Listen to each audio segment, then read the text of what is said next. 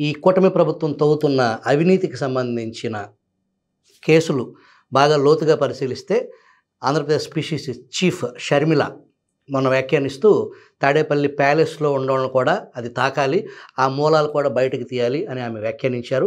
వీటన్నిటి మీద సుదీర్ఘంగా మనతో విశ్లేషించడానికి, తెలుగుని ప్రేక్షకులకి వారి అభిప్రాయం పంచుకోవడానికి Andhra Pradesh Congress party chief spokesperson Tulasi Reddy గారు మనతో ఉన్నారు. నమస్కారం తులసిరెడ్డి. ఈ 100 రోజుల పాలన ఏదైతే కూటమి పాలన, ప్రజల ఆకాంక్షలు, వాళ్ళ హామీలు ఏ మేరకు సఫలీకృతం అయ్యారు, వాళ్ళకున్న రాజబాట పూలు ముళ్ళు దాన్ని వివరిస్తారా? మీరు చెప్పినట్లు చంద్రబాబు నాయుడు గారు ముఖ్యమంత్రిగా జూన్ 12న ప్రమాణ స్వీకారం చేశారు. ఆయన కొత్తగా ముఖ్యమంత్రి కాలేదు, ఆల్రెడీ 14 సంవత్సరాలు ముఖ్యమంత్రి అయినాడు. కాబట్టి ఆయనకు మొదలుపెట్టిన రోజు నుండి ఆయన ఆ గతాన్ని కూడా యాడ్ అవుతుంది ఆయన అనుభవానికి. కాబట్టి ఆ కోణంలో కూడా ఆలోచించాలి. నాణ్యానికి బొమ్మ బొరుస ఉన్నట్లు మెరిట్స్ ఉన్నాయి, డిమెరిట్స్ ఉన్నాయి. మనం ముందే మెరిట్సే తీసుకుంటే దీంట్లో ప్రధానంగా ఒక 5-6 మెరిట్స్. సామాజిక పెన్షన్ల పంపిణీ పథకం అనేది సూపర్ 6 పథకాల్లో అది ఒకటి అనౌన్స్ చేసిన హామీల్లో. దాన్ని మొదటి రోజునే ఇస్తామని చెప్పారు, ఇంటి వద్దనే ఇస్తామని చెప్పారు ఎన్నికలకు ముందు. ఆ ప్రకారంగా దాన్ని ఇంప్లిమెంట్ చేస్తున్నారు. దాంట్లో 100% సక్సెస్ సామాజిక పెన్షన్ల పథకం. రెండవది ఉద్యోగస్తులకు, విశ్రాంత ఉద్యోగస్తులకు జీతాలు, పెన్షన్లు అది నెల మొదటి రోజున, రెండవ రోజున ఇస్తున్నారు. అది కూడా సక్సెస్ కిందే లెక్క. మూడవది అన్నా క్యాంటీన్లు. ఒకవేళ గ్రామీణ ప్రాంతాల్లో ఓపెన్ చేయకుండా అర్బన్ ప్రాంతాల్లో ఏదో కొన్ని అన్నా సరే అవి ఒక పాజిటివ్ పాయింట్. నాలుగవది అమరావతి రాజధానికి సంబంధించి యాంబిగ్యూటీ, కన్ఫ్యూజన్ లేకుండా ఇంకా రాష్ట్ర రాజధాని అమరావతి ఉంటుంది. సరే, ఇంకా పనులు డెవలప్గా మొదలు పెట్టినప్పటికీ క్లియరెన్స్ ఎంత క్లియరింగ్ చేసేది అదంతా అయింది. కాబట్టి ఇంకా 3 ముక్కలాటకు తెరదించి ఆంధ్రప్రదేశ్ రాజధాని అమరావతిగా ఉంటుందని ఒక ఆ కన్ఫ్యూజన్ లేకుండా చేసింది. అది ఒక ఆల్రెడీ ఆయన శ్వేతపత్రం ప్రకటించాడు, దాన్ని విజిట్ చేశాడు, కొంత జంగిల్ క్లియరెన్స్ చేశారు. ఆ క్లారిటీ అనేది ఇది కూడా ఒక పాజిటివ్ పాయింట్. నెక్స్ట్ పోలవరానికి సంబంధించి ఇంకా పూర్తి స్థాయిలో దాని పనులు మొదలుపెట్టినప్పటికీ ఇప్పుడు నీరు ఉన్నది. కాబట్టి ఎనీహౌ ఆడికి పోవడము, శ్వేతపత్రం ప్రకటించడము, ఏదో కేంద్ర ప్రభుత్వం వచ్చేసి ఒక 1200 కోట్లు 12,000 కోట్లు ఇస్తామని చెప్పడము, అది ఇంకా ప్రారంభం కానప్పటికీ సంథింగ్ పోలవరం గురించి కొంత ఆశ చిగురింపజేసడము, ఇది ఓవరాల్గా ఈ 5-6 ఫ్యాక్టర్స్ మెరిట్స్ కింద చెప్పచ్చు ఈ 108 రోజులకు. కానీ at the same time demerits కూడా చాలా ఉన్నాయి. మనం డిమెరిట్స్ చూసుకుంటే జగన్ ఓడిపోయేదానికి, చంద్రబాబు కూటమి గెలిచేదానికి ప్రధాన కారణాలు 2: జగన్ ప్రభుత్వ వైఫల్యాలు, చంద్రబాబు నాయుడు గారి కూటమి ఇచ్చినటువంటి సూపర్ 6 హామీలు. మిగతా అనేకం ఉన్నప్పటికీ సూపర్ 6 హామీలు ఈ 2 ప్రధాన కారణం. జగన్ వైఫల్యాలు, సూపర్ 6 హామీలు. సూపర్ 6 హామీల్లో ఇప్పటికి నేను చెప్పినట్టు ఒక్కటే అమలైంది, ఏది సామాజిక పెన్షన్ల ఎన్హాన్స్మెంటు, పంపిణీ. ఇంకా మిగతా 5 అవి చాలా ముఖ్యమైనవి. ఒకటేమో నిరుద్యోగ యువతకు సంబంధించి నిరుద్యోగ భృతి నెలకు 3,000 రూపాయలు, ఇంతవరకు అది ప్రారంభం కాలేదు. రెండవది విద్యార్థులకు సంబంధించి తల్లికి వందనం పథకం కింద స్కూలుకు వెళ్ళే ప్రతి విద్యార్థికి ఏడాదికి 15,000 రూపాయలు, అది ఇంకా ప్రారంభం కాలే. మూడవది రైతులకు సంబంధించి అన్నదాత సుఖీభవ, ఇది ప్రతి ఏటా ప్రతి రైతు కుటుంబానికి 20,000 రూపాయలు. ఆల్రెడీ ఖరీఫ్ సీజను ముగింపు దశకు వచ్చింది. రైతులు ఎదురు చూస్తున్నారు ప్రభుత్వ ఆర్థిక సహాయం కోసం. కొన్ని ప్రాంతాల్లో వరదలు, కొన్ని ప్రాంతాల్లో కరువు, మామూలుగానే వ్యవసాయం గిట్టుబాటు కావడం లేదు, దానికి తోడు ప్రకృతి వైపరీత్యాలు, దానికి తోడు హామీ. ఇది రైతులకు సంబంధించి సీజన్ ముగుస్తూ ఉంది, దాని గురించి ఇంతవరకు ఇంప్లిమెంట్ కాలేదు. నాలుగవది మహిళలకు సంబంధించి 3 హామీలు. ఒకటి ఉచిత బస్సు ప్రయాణం, రెండవది 3 గ్యాస్ సిలిండర్లు, మూడవది 19 నుండి 59 సంవత్సరాల ఉండే మహిళలకు 1,100 రూపాయలు ఇస్తామని చెప్పడం, అవి ఇంప్లిమెంట్ కాలేదు. ఇంకా ఎస్సీ, ఎస్టీ, బీసీ, ముస్లిం మైనారిటీలకు 50 సంవత్సరాలకే పెన్షన్ అని చెప్పారు. కాబట్టి ఆ ప్రకారంగా చూసుకున్నప్పుడు 6 సబ్జెక్టులు పరీక్ష రాస్తే పరీక్ష పెడితే ఒక్క సబ్జెక్ట్ ఏమో 100కి 100 మార్కులు వచ్చినాయి. మిగతా 5 సబ్జెక్టులో అన్నిటికీ 0 0 0 0 అంటే 600 మార్కులకు 100 మార్కులు వచ్చాయి. అంటే 100కి 17 మార్కులు వచ్చినాయి. సూపర్ 6 వరకే చూస్తే. అంటే 35 వస్తే మామూలు పాస్, 50 వచ్చే సెకండ్ క్లాస్, 60 వస్తే ఫస్ట్ క్లాస్, 75 వచ్చే డిస్టింక్షన్. కాబట్టి డిస్టింక్షన్ రాలే, ఫస్ట్ క్లాస్ రాలే, సెకండ్ క్లాస్ రాలే, ఆర్డినరీ పాస్ కాలేదు, సూపర్ 6 వరకు చూస్తే. కాబట్టి ఇది ఎలా ఉందంటే మోహన్ బాబు సినిమా ఒకటి ఉంది, తప్పు చేసి పప్పు కూడు అని. దాంట్లో ఇంతన్నాడు అంతన్నాడే గంగరాజు ముంతమామిడి పండన్నాడే అని చెప్పేసి ఒక పాట ఉంది. ఆ ప్రకారంగా ఎన్నికలకు ముందు ఇంతన్నాడు అంతన్నాడే చంద్రబాబు, ఎన్నికలు అయిపోయినాక ఏమీ కాలేదు అన్నట్టుగా ఎన్నికలకు ముందు ఏరు దాటినంత వరకు ఓడమల్లన్న, ఏరు దాటినాక బోడిమల్లన్న అనే పరిస్థితి అని చెప్పేసి ఇప్పుడిప్పుడే స్టార్ట్ అయింది ప్రజల్లో. ఈ పథకాలకు ఏదైతే వనరులు డబ్బు కావాలో దానికి సంబంధించి ప్రస్తుతానికైతే ఖజానా ఖాళీ. గడిచిన 5 సంవత్సరాల విధ్వంసం తాలూకు రిపేర్ చేయడానికే కొంత సమయం తీసుకునే పరిస్థితి ఉంది. రాష్ట్ర ఆదాయం పెంచుకుంటూ ఎలాగో అప్పు చేయాల్సిందే. ఇవి నెరవేర్చే పరిస్థితి ఉందా? మీ యాజ్ ఎ సీనియర్ లీడర్గా మీకు అనిపించే పరిస్థితి, అది ప్రజలకి ఇది లేట్ అయినా సరే అందుతుందంటారా? ఇప్పుడు ఒకటి, జగన్ ప్రభుత్వము అలివిగానే అప్పులు చేసింది, శక్తికి మించి అప్పులు చేసింది, రాష్ట్రానికి రుణాంధ్రప్రదేశ్ చేసింది అని అందరికీ తెలుసు. మాకు తెలుసు, చంద్రబాబు నాయుడు గారికి తెలుసు, అందరికీ తెలుసు, ప్రజలకు తెలుసు. అన్నీ తెలిసే ఈ హామీలు ఇచ్చింది, తెలియకుండా హామీలు ఇవ్వలే. అందులో ఆయన అనుభవజ్ఞ ముఖ్యమంత్రి కాబట్టి తెలిసే హామీలు ఇచ్చారు. కాబట్టి ప్రజలు వచ్చేసి ఈయన అనుభవజ్ఞుడు, చేస్తాడు అనే ఒక నమ్మకంతో వచ్చేసేసి ఇంత 164 సీట్ల వాళ్ళ కూటమికి రావడం అనేదంటే అది అనూహ్యమైనటువంటి విజయానికి కారణము. ఈయన హామీలు నమ్మారు. జగన్మోహన్ రెడ్డి వైఫల్యాలను ఎంత విరక్తి చెందారో, చంద్రబాబు నాయుడు చెప్పిన హామీలను ఆయన అమలు చేయగలడు అనే ఒక నమ్మకం వచ్చేసి రెండు కలిసి ఈ స్థాయికి వచ్చింది. కాబట్టి అప్పుడు న్యాచురల్గా వచ్చేసి ఎక్స్పెక్టేషన్స్ ఉన్నప్పుడు దాన్ని ఆ యొక్క తొందరగా వ్యతిరేకత వచ్చేదానికి కూడా ఆస్కారాలు ఉంటాయి. మీరు చెప్పినట్టు తెలుసు, ప్రజలకు కూడా తెలుసు అప్పుల పరిస్థితి ఇవన్నీ, కానీ చెప్పినాడు కదా అనేది ఒక యాంగిల్ ఆలోచిస్తారు. ఇంకొకటి ఏమంటే సరే అంత ఇప్పుడు పిండి కొద్దీ రొట్టె, పిండి ఉంటే రొట్టె చేయొచ్చు, చిన్న రొట్టె, పెద్ద రొట్టె, 1, 2, 3 వెంట్రుకలు అనేది ఉంటే జడ వేసుకోవచ్చు, కొప్పు చుట్టుకోవచ్చు, వాలు జడ వేసుకోవచ్చు, 2 జడలు వేసుకోవచ్చు. కాబట్టి మీరు చెప్పినట్టు ముందు డబ్బు అనేది ఉంటే సంక్షేమ కార్యక్రమాలు, అభివృద్ధి కార్యక్రమాలు, మౌలిక సదుపాయాలు అన్నీ చేయొచ్చు. ఇక్కడ ఫైనల్గా వచ్చేసి రూపాయి రాక రూపాయి పోక, ఇది ఓవరాల్గా వచ్చేసి కుటుంబ బడ్జెట్ నెట్టే ఎవరైనా రూపాయి రాక ఏమొస్తుంది రాష్ట్ర ప్రభుత్వానికి? సంపద వచ్చేసి ఒక్కసారి ఓం పట్ అంటే మాయాబజార్ సినిమాలో వచ్చేది ఏం కాదు. అది చెప్పొచ్చు సంపద సృష్టిస్తా అని చెప్పేసి, అంత ఈజీ కాదు. అంటే రూపాయి రాకకుండే మార్గాలు ఏమి? ఒకటి, కేంద్ర ప్రభుత్వం నుండి మనకు రావాల్సిన గ్రాంట్ అది ఆటోమేటిక్గా వస్తుంది. రెండవది, మనకు పన్నుల్లో మన వాటా అనేది వస్తుంది. గ్రాంట్ల కాడ కొంత మనకు అనుకూలం ఉండే వాళ్ళు ఉంటే బంతిలో ఏడ కూర్చున్నా కొంచెం ఎక్కువ పడుతుందంటూ గ్రాంట్ల కాడ కొంత అడ్వాంటేజ్ తీసుకొనిచ్చడానికి అవకాశం ఉంటుంది. నెక్స్ట్ వచ్చేసి రాష్ట్ర revenue, state taxes, state non taxes, అప్పులు, ఇవి ఓవరాల్గా రూపాయి రాకకు సెంట్రల్ గవర్నమెంట్ వచ్చే దాంట్లో పన్నుల వాటా గ్రాంటు, రాష్ట్ర ప్రభుత్వానికి సంబంధించి tax revenue, non tax revenue and అప్పులు. ట్యాక్స్ రెవెన్యూకు వచ్చేసి పన్నులు పెంచాలా లేదా ఉన్నదాన్ని సమర్థవంతంగా రాబట్టాలా, ఇది ఒక టైపు, ఇది ఒక టైపు. పన్నులు పెంచాలంటే పన్నులు పెంచాలా, ధరలు పెంచితే మళ్ళీ ప్రజల్లో రియాక్షన్ వచ్చేసి అప్పుడే దంచుడు బాధుడు వీరబాధుడు అనే కార్యక్రమాలు మొదలుపెట్టినారని చెప్పేసి అది వస్తుంది. కాబట్టి పన్నులు పెంచితే సమస్య, ధరలు పెంచితే సమస్య, ఇంకా మిగతా ట్యాక్సులు పెంచకుండా రెవెన్యూ పెంచలేము. అప్పులకు ఆల్రెడీ FRBM యాక్ట్ ఒకటి ఉంది, ఆల్రెడీ ఇప్పటికే అప్పులు చేశారనేది ఆ గవర్నమెంట్ ఉంది. ఈ గవర్నమెంట్ వచ్చేసి దొడ్డిదారిన అప్పులు చేసినా కానీ ఈరోజు అన్నీ తెలిసిపోతాయి. కాబట్టి విపరీతమైన అప్పులు చేసేదానికి లేదు, ట్యాక్స్ రెవెన్యూ పెంచేదానికి లేదు. కేంద్రం నుండి ఏదో అంతో ఇంతో కొంచెం అడిషనల్గా తెచ్చుకునే అవకాశం ఉంది. కాబట్టి ఏదో అద్భుతాలు సృష్టిస్తాడు అనే దానికి ఆస్కారం లేదు.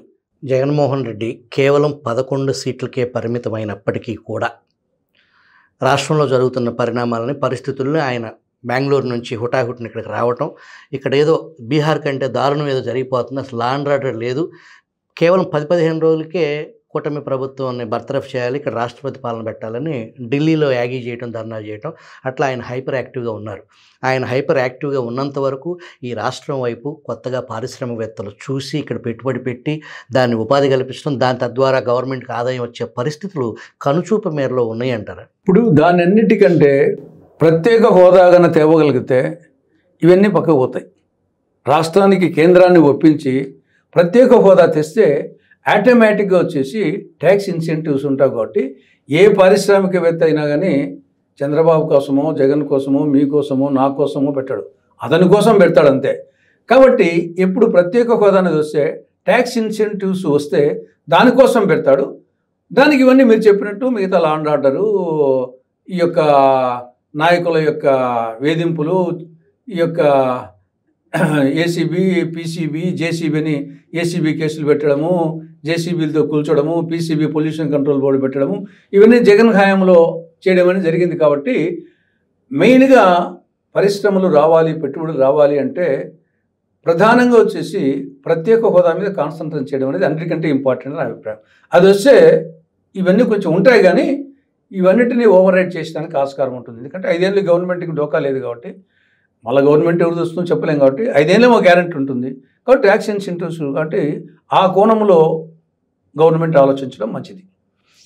తిరుపతి శ్రీవారి లడ్డూ మీద ప్రపంచవ్యాప్తంగా కోట్లాది మంది భక్తుల మనోభావాలకు సంబంధించిన అంశం, దాంట్లో అధికార పార్టీ జగన్మోహన్ రెడ్డి వైఖరి, దాన్ని ఎలా చూడాలి? ఇది తెలా పాపం తలా పిడికిడని సామెత ఉంది.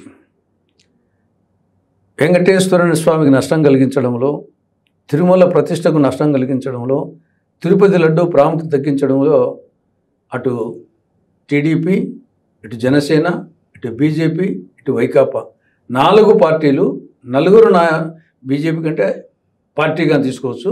ఇక్కడ చంద్రబాబు నాయుడు, జగను, పవన్ కళ్యాణ్, బీజేపీ నాయకులు 4 నష్టం కలిగించారు. వెంకటేశ్వర స్వామికి విపరీతం నష్టం కలిగించిన అభిప్రాయం. ఇక్కడ ముందు చంద్రబాబు నాయుడు ఇళ్లలో నంబర్ 1 నా అభిప్రాయం. ఎందుకంటే చిన్నప్పుడు ఎప్పుడు ఒక రాజు బంటు కథ చదివాను. ఆ రాజు బంటు కథ ఏమంటే, ఎండాకాలం రాజు వేటకు పోయినాడు అడవికి. వేట అయిన తర్వాత అలసిపోయినాడు, మధ్యాహ్నం ఒక చెట్టు కింద పండుకున్నాడు, నిద్ర వచ్చింది. పక్కనే బంటు సేవకుడు కూర్చున్నాడు. ఈ లోపల ఆ బంటుకు రాజు అంటే చాలా అమితమైన ప్రేమ, భక్తి. ఈ లోపల ఒక ఈగ వచ్చేసి రాజు ముక్కు మీద వాలింది. ఇతను ఆ ఈగను తోలింటే సరిపోయింది, కానీ అయ్యో రాజుకు నిద్రాభంగం కలుగుతుందనే ఆవేదనతో పక్కన ఒక బండరాయి ఉంటే తీసుకొచ్చేసి మోదినాడు. ఆ ఈగ పారిపోయింది, రాజు చచ్చిపోయినాడు. చంద్రబాబు నాయుడు గారు చేసిన పని కరెక్ట్గా ఆయన ఏ ఉద్దేశంతో చేశాడు, కానీ ఓవరాల్గా నష్టం కలిగించింది వచ్చేసి వెంకటేశ్వర స్వామికి, తిరుమల లడ్డుకు, తిరుమలకు కలిగించాడు. దానికి వీళ్ళందరూ యాడ్ చేస్తున్నారు. ఒకవైపు ఈవో ఏమంటున్నాడు, చంద్రబాబు నాయుడు గారు నియమించిన ఈవో శ్యామలరావు గారే నెయ్యి కల్తీ జరిగింది వాస్తవం, కానీ కల్తీ జరిగిన నెయ్యిని లడ్డులో వాడలేదు, ఎనికి పంపించాము అని ఆయన అంటున్నాడు. ఈవో శ్యామలరావు గారు నెయ్యి కల్తీ జరిగింది వాస్తవమే, కానీ అది పైకి తీసుకొచ్చి లడ్డులో వాడలేదు, అది ఎనికి పంపించేసామని చెప్పేసి ఆయన నియమించిన ఈవో చెప్తున్నాడు. చంద్రబాబు నాయుడు గారు ఏమంటున్నారు, లేదు కల్తీ జరిగింది వాస్తవమే, అది లడ్డులో వాడింది వాస్తవం అని చెప్పేసి చంద్రబాబు అంటారు. అంటే వీళ్ళిద్దరిలో ఎవరి కరెక్ట్, ఈవోది కరెక్టా, సీఎంది కరెక్టా? ఇక్కడ ఒక క్లారిటీ లేదు. సీఎం చెప్పిందే కరెక్ట్ అనుకున్నాం. ఎవరి హయాంలో కల్తీ జరిగింది? ఆయన హయాంలోనే కదా. టెండర్ వేసిందేమో జగన్ ప్రభుత్వ హయాంలో, మార్చిలో. ఆర్డర్ ఇచ్చిందేమో సప్లై ఆర్డర్ ఇచ్చింది మేలో, అది జగన్ హయాంలోనే. కానీ సరఫరా చేసింది ఎప్పుడు? సరఫరా చేసింది ఈయన హయాంలో జూన్ 12 నుండి స్టార్ట్ అయింది. ఈయన ప్రమాణ స్వీకారం చేసిన రోజు నుంచి జూలై 12 వరకు 12 లారీలు వచ్చినాయి. ఈ యొక్క కల్తీ జరిగింది అని చెప్పిన లారీలు జూలై 6, జూలై 12. ఎవరప్పుడు ముఖ్యమంత్రి? ఈయన కదా, చంద్రబాబు కదా. కాబట్టి ఒకవేళ ఆయన చెప్పింది వాస్తవం అయితే నీ హయాంలోనే కల్తీ జరిగింది, టెండర్ అప్పుడు వాడి ఉండొచ్చు, సరఫరా సరుకు వచ్చింది నీ హయాంలో. కాబట్టి ఇది సెల్ఫ్ గోల్ కొట్టుకున్నట్టే. కాబట్టి దీంట్లో ఇది ఒకటైతే ఒకవైపు ఏమో జీవో లడ్డులో వాడలేదు, అపవిత్ర జరగలేదు అని ఆయన అంటే, పవన్ కళ్యాణ్ గారు అపవిత్ర జరిగింది, ఈవోనేమో అపవిత్ర జరగలేదని ఆయన అంటాడు. పవన్ కళ్యాణ్ ఏమో అపవిత్ర జరిగిందని చెప్పేసి ఈయన పశ్చాత్తాప దీప్తి అంటాడు. దీక్ష ఎవరిది కరెక్ట్? ఆయనది కరెక్ట్ అయితే ఈయన రాజీనామా చేయాలి, ఈయనది కరెక్ట్ అయితే ఆయన సస్పెండ్ చేయాలి, తొలగించాలి. పవన్ కళ్యాణ్ కరెక్ట్ అయితే ఈవోని వచ్చేసి రిమూవల్ చేయాలా, ఆయనది కరెక్ట్ అయితే ఈయన ఉప ముఖ్యమంత్రికి రాజీనామా చేయాలా. అయినా ఎవరు ప్రాయశ్చిత్త దీక్ష చేసేది? తప్పు చేసిన వారు. ఆయన చేసినాడు ఏమన్నా తప్పు? నువ్వు తప్పు చేయనప్పుడు నువ్వు ప్రాయశ్చిత్త దీక్ష చేస్తావు? నువ్వు చేయాల్సిన పనులు అనేకం ఉన్నాయి. నీ శాఖ ఎటువంటి శాఖ? Panchayati Raj, rural development, forestry, environment. కాబట్టి అనేక సమస్యలు. నువ్వు వచ్చేసి మొన్న గ్రామ సభలు జరిపావు, బ్రహ్మాండం, అప్రిషియేట్ చేసావు అందరం. దానికి ఇంకా పంచాయతీలకు విధులు, నిధులు, అధికారాలు బదిలీ చేయాల్సింది ఉంది. గ్రామీణ రోడ్లు ఇంకా అధ్వానంగా ఉన్నాయి. స్వచ్ఛ భారత్ కింద వచ్చేసి సంపద కేంద్రాలు దరిద్ర కేంద్రాలుగా ఉపయోగం లేకుండా ఉన్నాయి. ఫారెస్ట్ క్లియరెన్స్ రాక అనేక జాతీయ రహదారులు, కొన్ని ప్రాజెక్టులు నిలిచిపోయి ఉన్నాయి. నువ్వు చేయాల్సిన పని అంతూ ఉంటే 11 రోజుల పాటు వచ్చేసి నువ్వు ఊడ్చుకుంటూ తుడుచుకుంటూ పంచె కట్టుకొని చేయాల్సిన కార్యక్రమాలు అవి. నువ్వు తప్పు చేయలేదు. కాబట్టి ఈ విషయంలో ఇంకా దీన్ని వచ్చేసి రేపు వచ్చేసి లడ్డు కొనాలంటే భయం, లడ్డు తినాలంటే భయం. 1కి 10 సార్లు ఆలోచించుకునే విధంగా అందరూ కలిసి దీన్ని వచ్చేసి తిరుపతి ప్రతిష్టను వచ్చేసి బాగా దెబ్బతీస్తారని చెప్పేసి నా అభిప్రాయం. ఈ జగన్మోహన్ రెడ్డి మతం, మానవత్వం అంటాం, 4 గోడల మధ్య బైబిల్ చదువుతాను, బయటకు వచ్చిన తర్వాత హిందువుగా, ముస్లింగా, సిక్కుగా అనుసరిస్తాను అని అంటాం. నా స్నేహితుడు నిన్న ఒక మాట అన్నాడు, మేము 4 గోడల మధ్య చికెను మటన్ వండుకుంటాం, బయట శాకాహారులుగా ఉంటామని. అట్లా అనుకోవచ్చా? ఆయన నా మతం మానవత్వం అన్నారు, ఆ తర్వాత డిక్లరేషన్ పెట్టాల్సిన అవసరం లేదు, పో ఏం రాసుకుంటావు రాసుకో, మానవత్వం రాసుకోపో అని కూడా అన్నారు. దాన్ని ఎలా చూడాలి? జగన్మోహన్ రెడ్డి మానవత్వం గురించి చెప్పడము, దయ్యాలు వేదాలు వల్లించడం, కీచకుడు, దుశ్శాసనుడు, మహిళా సాధికారత గురించి మాట్లాడడం, గాడ్సే గాంధీజం గురించి మాట్లాడడం ఎట్లా ఉంటుందో జగన్మోహన్ రెడ్డి మానవత్వం గురించి మాట్లాడడం అట్లా ఉంటుంది. ఆయన దానవత్వం గురించి, రాక్షసత్వం గురించి మాట్లాడితే కరెక్ట్గా ఉంటుంది, పర్ఫెక్ట్గా ఉంటుంది. ఇప్పుడు రఘురామకృష్ణంరాజుకు మీ పార్టీ ఎంపీకి రాజద్రోహం కేసు పెట్టి మీ కస్టడీలో ఉన్నప్పుడు కొట్టడం వచ్చేసి, కాళ్ళు ఆల్మోస్ట్ వచ్చేసి చూస్తే ఇది వచ్చేసి మానవత్వం. ఎవరన్నా మానవుడు అనేవాడు చేసే పనేనాది? రెండవది, కోడికత్తి కేసు విషయంలో వాడు అమాయకుడు వచ్చేసి సీను 5 సంవత్సరాల పాటు ఉంటే సాక్ష్యం చెప్పడానికి పోకుండా, పక్కనే ఉండి కోర్టుకు పోకుండా ఒక దళిత అబ్బాయిని వచ్చేసి 5 సంవత్సరాల పాటు జైల్లో మగ్గడం వచ్చేసి నీ సాక్ష్యం ఇవ్వని కారణంగా దీన్ని మానవత్వం అంటారా?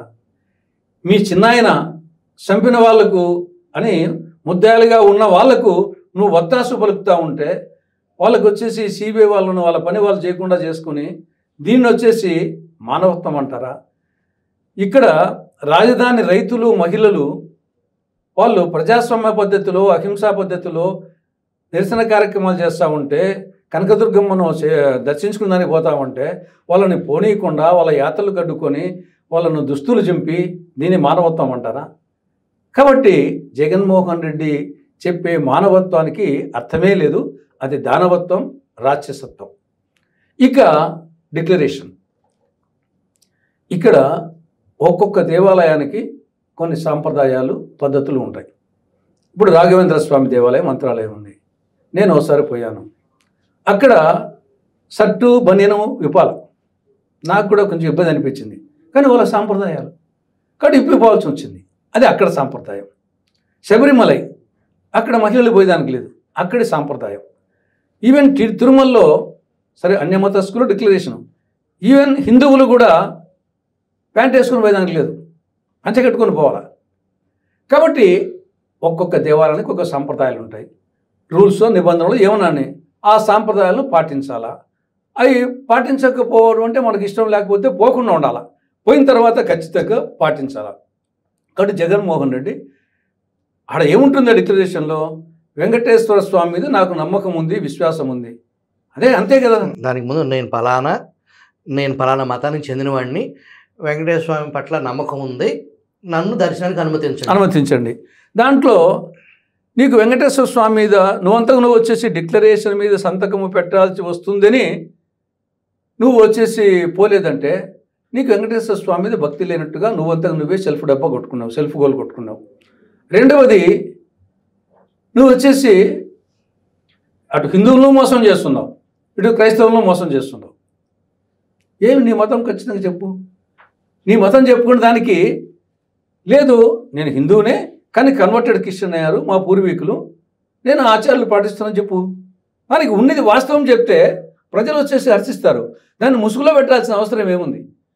కానీ నువ్వు డిక్లరేషను నేను పెట్టను అనేది రూల్స్ ఉన్నంత వరకు అది ముఖ్యమంత్రి కానీ, మాజీ ముఖ్యమంత్రి కానీ, సామాన్యుడు కానీ ఎవరన్నా పెట్టాల్సిందే. ఏపీజే అబ్దుల్ కలాం పెట్టాడు, సోనియా గాంధీ గారు పెట్టారు. నువ్వు గతంలో పెట్టేది అంటున్నావు అంటే అప్పుడు తప్పు చేశానని చెప్పి ఇప్పుడు తప్పు చేస్తూ ఉంటావా? కాబట్టి తప్పు ఎప్పుడేం తప్పే. కాబట్టి డిక్లరేషన్ విషయంలో అతను ఆర్గ్యుమెంట్ కరెక్ట్ కాదు. అతను సెల్ఫ్ గోల్ కొట్టుకున్నాడు. అంటే నీకు వెంకటేశ్వర స్వామి మీద భక్తి లేదని నిరూపించుకున్నావు. నువ్వు హిందువు కావు, రెడ్డివి కావు, నువ్వు హిందువు కావు, రెడ్డివి కావు అని చెప్పేసి ఇన్నాళ్ళు జగన్మోహన్ రెడ్డి ఆ ఫ్యామిలీ వచ్చేసి అడ్వాంటేజ్ తీసుకున్నది. ఓట్లకు వచ్చేకల్లా క్రైస్తవుల ఓట్లన్నీ మూకమడిగా. మళ్ళీ అక్కడ రెడ్డిస్ నామినేషన్ ఏరియా కదా, కడప ప్రాంతంగా, కొద్ది రాష్ట్రంలో కొన్ని రాయలసీమ ప్రాంతంలో మళ్ళీ వచ్చేసి రెడ్డి. కాబట్టి రెండింటినీ వాడుకొని అటు ఆ ఓట్లను ఈ ఓట్లను వాడుకొని ఆ కుటుంబము ఆ స్థాయికి వచ్చేదానికి కారణం వచ్చేసి మనం డెమోక్రసీలో అవునన్నా కాదన్నా ఫైనల్గా ఓట్లే నాయకుడు డిసైడ్ చేసేది. కాబట్టి ఇప్పుడు అతను వచ్చేసి బయటపడిపోయినాడు. నీకు వెంకటేశ్వర స్వామి మీద నమ్మకం లేదని చూపించావు. నువ్వు హిందువు కావు, రెడ్డివి కాదని చెప్పేసి ఓపెన్ అయిపోయినాడు. బైరెడ్డి రాజశేఖర్ రెడ్డి తెలుగుదేశం పార్టీకి సంబంధించిన నాయకుడు, రెడ్డి కాదురా నాయనా, అతను రెడ్డి కాదురా నాయనా, నమ్మండ్రా అని చెప్పేసి ఈ మధ్య ఆయన ప్రెస్ మీట్లో అన్నాడు. ఈయన రెడ్డి కానే కాదంటారా? ఇప్పుడు ఎవరో కాదు, పొరినెల నియోజకవర్గము, సింహాద్రిపురం మండలము, బలుపునూరు. జగన్మోహన్ రెడ్డి తండ్రి రాజశేఖర రెడ్డి, రాజశేఖర తండ్రి రాజారెడ్డి, రాజారెడ్డి తండ్రి వెంకటరెడ్డి, వెంకటరెడ్డి తండ్రి పుల్లారెడ్డి. ఈ వెంకటరెడ్డి హయాంలో జరిగింది ఇంత. వెంకటరెడ్డి వచ్చేసి సింహాద్రిపురం మండలం బలుపునూరులో విలేజ్లో ఉండేవాళ్ళు. ఇప్పుడు మా అల్లుని ఊరు కూడా ఆ ఊరే, ఇద్దరు దాయాదులే. మా అల్లుని ఇంటి పేరు కూడా ఏడుగురి నవీన్ కుమార్ రెడ్డి, వీళ్ళు కూడా ఏడుగురి వెంకటరెడ్డి. ఎస్ అనేది మధ్యలో వచ్చింది. ఎందుకు ఆ మధ్యలో వచ్చిందంటే ఆ ఊరిలో వెంకటరెడ్డి అనే పేరు ఉండేవాళ్ళు చాలామంది ఉన్నారు. ఏడుగురి వెంకటరెడ్డి, ఇంకా 4 మంది ఉన్నారు. ఏడుగురి వెంకటరెడ్డి అన్నప్పుడు వీళ్ళది ఒక సందులో ఉండేది ఇండ్లు, సందింటి వెంకటరెడ్డి అన్నారు. సందులో ఇల్లును సందింటి అన్నారు. కాబట్టి ఎడుగురి సందింటి వెంకటరెడ్డి అని ఆనుటి పేరు వచ్చింది. యాక్చువల్గా ఎడుగురే, సందింటి అనేది లేదనమాట. లోకల్గా ఆ ఊర్లో కనుక్కున్న దానికోసం సందింటి వెంకటరెడ్డి రా అన్నారు. ఎడుగురి సందింటి వెంకటరెడ్డి పోయి ఏడుగురికి వై వచ్చింది, సందింటికి ఎస్ వచ్చింది. Y S Venkata Reddy, Y S Raja Reddy, Y S Rajasekhara Reddy, Y S Jaganmohan Reddy ఇట్లా వచ్చింది. ఆ తర్వాత అది వైఎస్ అయింది. దీన్ని వెంకటరెడ్డి గారి హయాంలోనే ఆ కుటుంబము వివిధ కారణాల చేత క్రిస్టియానిటీకి కన్వర్ట్ అయిపోయారు. కాబట్టి సర్టిఫికేట్లోనేమో ఇప్పుడు హిందూనే ఉంటుంది. తర్వాత క్యాస్ట్ రాసింటారు, లేకపోతే కాపు. ఇప్పుడు మేమందరం కాపు. నా సర్టిఫికేట్ కాపు, నీలం సంజయ్ రెడ్డి సర్టిఫికేట్ కాపు, కోట్ల విజయభాస్కర్ రెడ్డి సర్టిఫికేట్ కాపు ఉంటుంది, కిరణ్ కుమార్ రెడ్డి కాపు. కాబట్టి రాయలసీమలో రెడ్లు అనేది అది ఒక టైటిల్ అంతే. కానీ క్యాస్ట్ వచ్చేసి కాపునే. అట్టే వీళ్ళ కూడా కాపు ఉంది, కానీ కన్వర్టెడ్ క్రిస్టియన్ కాబట్టి అది కన్వర్టెడ్ క్రిస్టియన్ అయినప్పటికీ అది ఓసీ కిందనే ఉంటుంది. అదే ఎస్సీలు కన్వర్టెడ్ అయితే బీసీ కింద ఒక కేటగిరీకి పోతుంది, వీళ్ళు పోరు. కాబట్టి ఆచార వ్యవహారాలన్నీ క్రిస్టియానిటీనే. కాకపోతే అంటే ఒరిజినల్ క్రిస్టియన్స్ కాదు, కన్వర్టెడ్ క్రిస్టియన్స్. మరి ఎన్నికలకు ముందు ఆ వైజాగ్ స్వామిని తీసుకుని ఋషికేశ్ వెళ్ళి మునగటాలు, ఈ డ్రామా, దీన్ని ఎలా అర్థం చేసుకోవాలి? ఎంత పొలిటికల్ డ్రామానే. ఓట్ల కోసం కోటి విద్యలు కూటి కొరికే అని మన పూర్వీకులు ఊరికేం చెప్పలే. ఇవన్నీ ఓట్ల కోసం ఆడే నాటకాలు అవి అంతే. ఇటు ఏకకాలంలో హిందువుల్ని, అటు తను నమ్మిన సిద్ధాంతం ఏదైతే 4 గోడల మధ్య బైబిల్ చదువుతానని ఆ క్రిస్టియానిటీని కూడా మోసం చేయటమే కదా. తప్పకుండా ఓట్ల కోసం చేసింది ఇది వచ్చేసి. ఇప్పుడు ముఖ్యంగా హిందువులతో కూడా రెడ్లు ఆ ప్రాంతంలో పులివెందుల నియోజకవర్గం ప్రిడామినెంట్ రెడ్డి డామినేటెడ్ ఏరియా కాబట్టి అతను వాళ్ళకు కలిసి వచ్చింది. కన్వర్టెడ్ క్రిస్టియన్ వలన ఎలక్షన్ వచ్చేకల్లా ఎవరన్నా చెప్పని మొత్తం వచ్చేసి ఆ క్రిస్టియానిటీ ఉండేవాళ్ళు, ఎస్పెషల్లీ పేరుకు ఒరిజినల్ క్రిస్టియన్స్ తక్కువగా ఉంటారు, కానీ ఈ మాల అని పెట్టుకునే వాళ్ళలో 90% క్రిస్టియన్స్గా ఉంటారు. వాళ్ళ ఆచార వ్యవహారాలన్నీ పేరుకు సర్టిఫికెట్లో మాల అని ఉంటుంది, ఎస్సీ ఉంటుంది, కానీ వాళ్ళ ఆచార వ్యవహారాలన్నీ క్రిస్టియానిటీనే. అక్కడ మాదిగలో ఉండవు, మాదిగ తక్కువ. మా ఏరియాలో మాదిగ మాల ఇద్దరు ఉంటారు, ఎస్సీనే. కానీ మాదిగ వచ్చేసి వాళ్ళు హిందూ ఆచార వ్యవహారాలే 90% పాటిస్తారు. మాలలో వచ్చేసి 90% క్రిస్టియన్ ఆచార వ్యవహారాలు పాటిస్తారు. వాళ్ళ ఓటుని గంపగుత్తగా పడేటి వచ్చేసి రాజశేఖర హయాం నుండి అది పార్టీకి సంబంధం లేకుండా వాళ్ళ ఫ్యామిలీకి వచ్చేసి గంపగుత్తగా ఓట్లన్నీ పడతాయి. ఇంకా మిగతాదంతా పార్టీ పరంగా, మిగతా వచ్చేసి అది చెప్పుకోవాల్సిన అవసరం లేకుండా పడుతుంటాయి. మిగతా వచ్చేసి రాజశేఖర రెడ్డిని, రాజారెడ్డి రెడ్డిని ఈ టైపులో వచ్చేసి ఈ ఓట్లు ప్లస్ డబ్బు రాజకీయాలు ప్లస్ క్రిస్టియన్ ఓట్లు వాళ్ళ రాజకీయ ఎదుగుదలకు ఆ క్రిస్టియన్ ఓట్లు చాలా ఉపయోగపడినాయి. గ్రేట్ ఫ్యాక్టర్ అది మూకుమ్మడిగా అది ఏ పార్టీ ఉన్నా కానీ ఆ కుటుంబానికి వచ్చేసి ఆ స్టేజ్ రాడికి వచ్చింది. కాబట్టి చాలా ఒరిజినల్ క్రైస్తవులు చాలా తక్కువగా ఉంటారు, కానీ ఆల్మోస్ట్ వచ్చేసి మాలా కమ్యూనిటీలో 90% కన్వర్టెడ్ క్రిస్టియన్సే. వాళ్ళ ఓట్లన్నీ ఈయన కన్వర్టెడ్ క్రిస్టియన్, ఆయన కన్వర్టెడ్ క్రిస్టియనే. మళ్ళీ క్రిస్టియన్స్లో కూడా రోమన్ క్యాథలిక్స్, తర్వాత చాలా ఉన్నాయి, ప్రొటెస్టెంట్ కూడా ఉన్నాయి. కానీ అవన్నీ అబోవ్ మావాడు అనేది ఆ భావన వచ్చి వాళ్ళ ఎదుగుదలకు అది చాలా ఉపయోగపడింది. అట్ ది సేమ్ టైం రెడ్లు వచ్చేసి ఆయన రెడ్డిగానే భావిస్తూ వచ్చారు, చలామణితో వచ్చారు. అది బాగా అడ్వాంటేజ్ అయిపోయింది పొలిటికల్ ఎదుగుదలకు. గత 5 సంవత్సరాలు జగన్మోహన్ రెడ్డి పాలనలో పోలీసు హింస అది పూర్తి రాజ్యహింసగా మారి, అంతకుముందు ఎన్నడూ ఈ దేశం స్వతంత్రం బ్రిటిష్ కానీ స్వతంత్ర అనంతరం కానీ అసలు ఈ దేశంలో ఒక సీనియర్ ఐపీఎస్ అధికారులు, డీజీ హోదా అధికారులు 3 ఏకకాలంలో ఒకే కేసులో సస్పెండ్ అవ్వటం, దీన్ని ఎలా చూడాలి? అంటే ఇది జగన్మోహన్ రెడ్డి పీరియడ్లో ఐఏఎస్ వచ్చేసి జేఏఎస్ ఇండియన్ అడ్మినిస్ట్రేటివ్ సర్వీస్ బదులు జగన్ అడ్మినిస్ట్రేటివ్ సర్వీస్గా మారింది. అట్నే ఐపీఎస్ ఇండియన్ పోలీస్ సర్వీస్ బదులు జేపీఎస్ జగన్ పోలీస్ సర్వీస్గా మారింది. దీనికి అనేక కారణాలు. ఒకటి, అతనికి 151 సీట్లు రావడం, నేను ఇంకా 30 ఏళ్ల పాటు ఉంటాను. దీన్ని ఐఏఎస్లు ఐపీఎస్లు వాళ్ళు కూడా భావించారు. ఇంకా 151 సీట్లు వచ్చినాయి, ఈయన 30 ఏళ్ళు నిజంగా ఉంటాడని చెప్పేసి వాళ్ళు ఆ స్థాయికి దిగజారడం అనేది నెంబర్ 1. రెండవది, రాను రాను సమాజంలో వచ్చేసి డబ్బు ప్రభావం ఎక్కువైపోయి ఈవెన్ ఐఏఎస్ ఐపీఎస్లో కూడా అంతకుముందు వచ్చేసి సమాజంలో వాళ్ళు ఎకనామికల్గా పవర్ఫుల్గా ఉండేవాళ్ళు. కానీ వాళ్ళ ముందరనే ఒక సాఫ్ట్వేర్ ఇంజనీర్ అనే పిల్లగాడు వచ్చేసి 2 ఏళ్లలో వచ్చేసి ఆయన అమెరికాకు పోయి ఈయనకు రిటైర్మెంట్ ఏజ్లో ఈయనకు ₹1,00,000 జీతం వస్తే వానికి మొదటి సంవత్సరమే అంతకన్నా ఎక్కువ వచ్చే విధంగా చూసి వీళ్ళు కూడా చాలామంది డబ్బులకు ప్రలోభపడము, పదవుల ప్రమోషన్స్కు ప్రలోభపడము, తర్వాత రిటైర్మెంట్ అయిన తర్వాత ఎక్స్టెన్షన్ కోసము లేదా కొన్ని రాజకీయ పదవుల కోసము ఇవన్నీ వచ్చేసి వాళ్ళకు ప్రలోభాలకు లొంగే వాతావరణం వచ్చి ఏం చెప్తే దాన్ని చేసేదానికి, పోటీలు పడి చేసేదానికి జగన్మోహన్ రెడ్డి మళ్ళా గెలుస్తాడని ఒకటి, ఆయన గుడ్ లుక్స్లో ఉంటే కనుక ప్రమోషన్స్ వస్తాయి, రిటైర్మెంట్ తర్వాత మళ్ళా వస్తాయి, మంచి వస్తాయని చెప్పేసి ఇచ్చలవిడిగా చేశారు.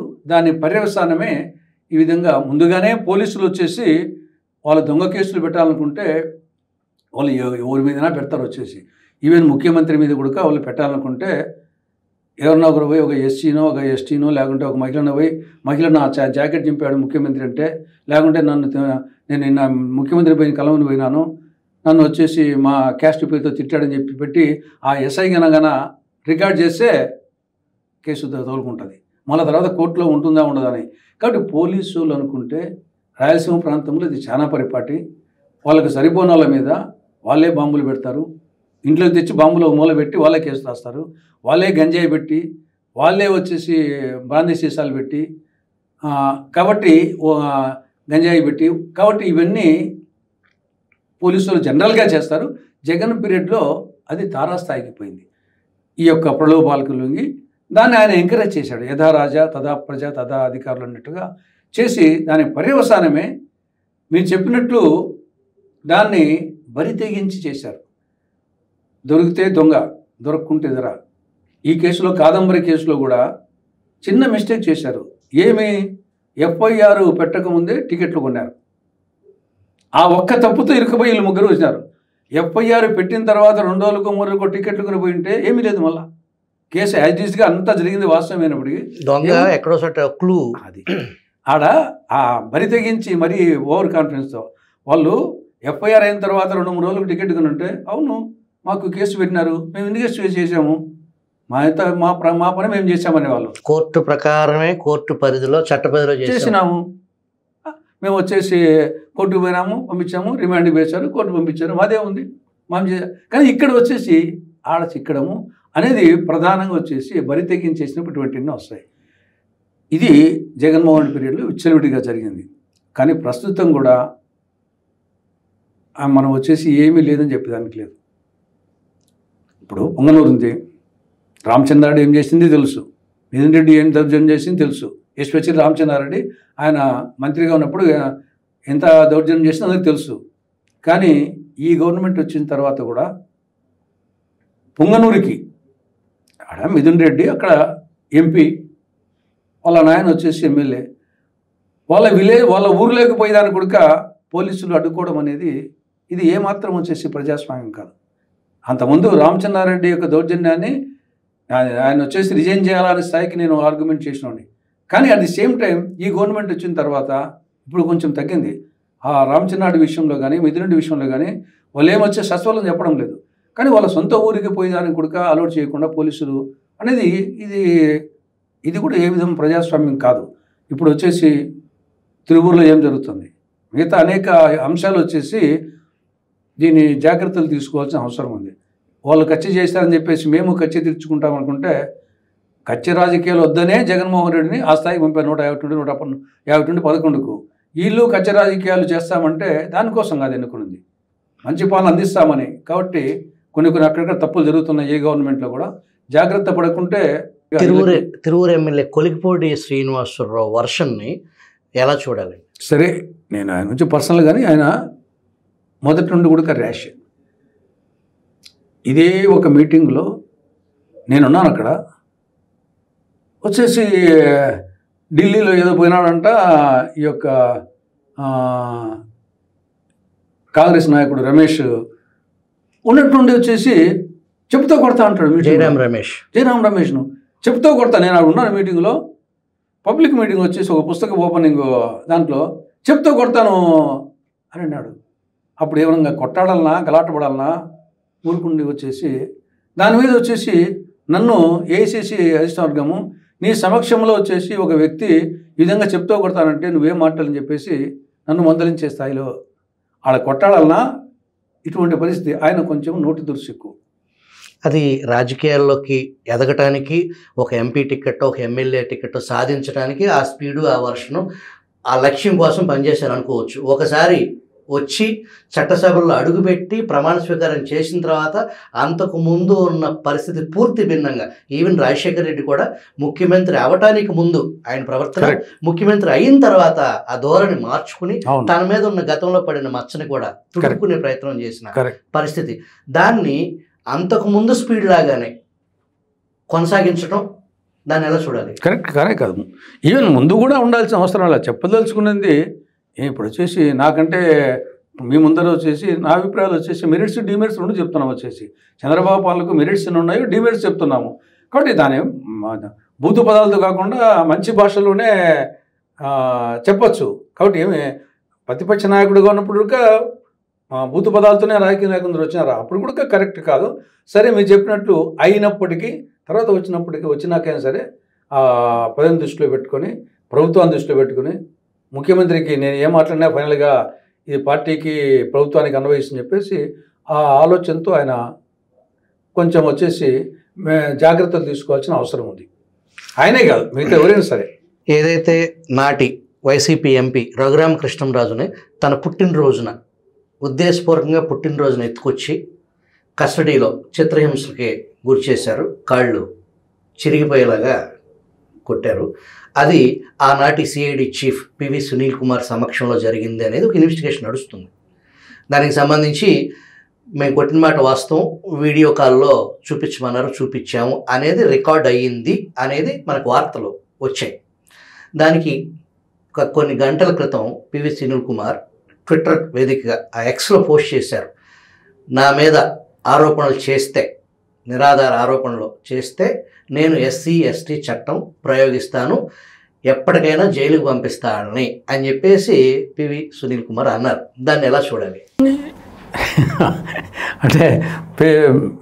అంటే కదా ఎస్సీ ఎస్టీ యాక్టు, ఈ ఎస్సీ ఎస్టీ యాక్టు దుర్వినియోగం అవుతా ఉందని చెప్పేసి అనేక సంవత్సరాలుగా అనేక మంది బయటికి చెప్పలేకుండా కానీ లోపల ఆయన ఒక నిందితుడు కేసులో, కోర్టు పర్యవేక్షణలో కేసు విచారణ ఉంది. ఇది ఒక రకంగా బెదిరింపు కాదంటారు బహిరంగంగా? అంతే కదా, బ్లాక్మెయిలింగే కదా, డెఫినెట్గా వచ్చేసి బ్లాక్మెయిలింగే. నువ్వు ఆరోపణలు వచ్చేసి అనేకం చేస్తూ ఉంటావు వచ్చేసి ఇప్పుడు సోషల్ మీడియాలో. దాంట్లో వచ్చేసి నువ్వు చేసావా లేదా అనే దాని గురించి రేపు కోర్టులో ఇది విచారణ అప్పుడు చెప్పు. విచారణ తర్వాత అగైన్ కోర్టు ఉన్నాయి, విచారణతోనే ఫైనల్ ఏం కాదు కదా.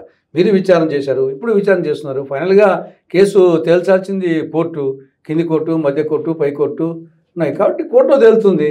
దానికి ఎందుకు ఉలిక్కి పడాల్సిన అవసరం ఉంది? గుమ్మడికాయలు దొంగంటే భుజాలు తడుముకున్నట్టు ఎందుకు ఉలిక్కి పడాలా? ఆయన దేశంలోనే ఎక్కడా జరగని దుర్వినియోగం ఈ ఎస్సీ ఎస్టీ అట్రాసిటీ యాక్ట్ గడిచిన 5 సంవత్సరాలు దుర్వినియోగం అయింది. అదే ప్రాక్టీస్లో మళ్ళీ అప్పుడు తప్పులు చేసిన అధికారులు మళ్ళీ దాన్నే ప్రయోగిస్తాం అని అనటాన్ని అది బరితెగింపు కదా? ఇదే ఈ నిజంగా ఇది వచ్చేసి చాలా సందర్భాల్లో ఈ ఎస్సీ ఎస్టీ యాక్ట్ వచ్చేసి ఖచ్చితంగా దుర్వినియోగం అవుతూ ఉంది. దాని గురించి మాట్లాడాలంటే భయపడతాం. మళ్ళీ వచ్చేసి ఎందుకంటే ఈ ఎస్సీ ఎస్టీల అసోసియేషన్స్ మొత్తం వచ్చేసి మళ్ళీ పడిపోతారు, వచ్చేసి మొత్తం మాకు వ్యతిరేకంగా అని చెప్పేసి మీ మీద నా మీద కూడా పడిపోవచ్చు. ఆ స్థాయిలో ఉందన్నమాట వచ్చేసి. కానీ జరిగేది వాస్తవం. కాబట్టి గతంలో జరిగింది, ఇప్పుడు జరుగుతుంది, రేపు జరుగుతుంది. దాని గురించి పునరాలోచించాల్సిన అవసరం ఉంది. రాజకీయ నాయకులు ప్రతి ఒక్కరు వచ్చేసి ప్రభుత్వాలు భయపడిపోతున్నాయి. వాళ్ళేమో ఓకల్గా వస్తారు, ఈ పక్క వచ్చేసి భయపడిపోతారు. ఏమన్నా కేసు పెడతామంటారు. వదికేమో మందకృష్ణ మాదిగా గర్వంగా చెప్పుకుంటాడు, మందకృష్ణ మాదిగా అని. మనం వేరే వాళ్ళ మాదిగా అంటే ఎస్సీ ఎస్టీ యాక్ట్ పెడతా ఉంటారు. ఇదేందో విచిత్రంగా అర్థమే కాని వ్యవహారం. ఆయన గర్వంగా ఫీల్ అవుతాడు. దీని మీద పునఃసమీక్షించాలి, చట్టసభలో చర్చ జరగాల్సిన అవసరం ఉంది. ఇది కాంగ్రెస్ హయాంలో పెట్టినాయి, ఎవరి హయాంలో పెట్టినాయి. దీని గురించి ఆనాటి పరిస్థితి అది, ఆనాడు పెట్టడానికి ఒక సహేతుకమైన కారణం ఉంటుంది. కాబట్టి దాన్ని ఎప్పటికప్పుడు వచ్చేసి మనము అమెండ్మెంట్స్ ఎందుకు చేస్తున్నాం, కాన్స్టిట్యూషన్ అమెండ్మెంట్స్ చేసుకున్నప్పుడు ఒక ఇష్యూ మీద వచ్చేసి ఆనాటి పరిస్థితి బట్టి, సామాజిక కాలమాన పరిస్థితి బట్టి దాని గురించి పునరాలోచించాల్సిన అవసరం ఉంది ఖచ్చితంగా.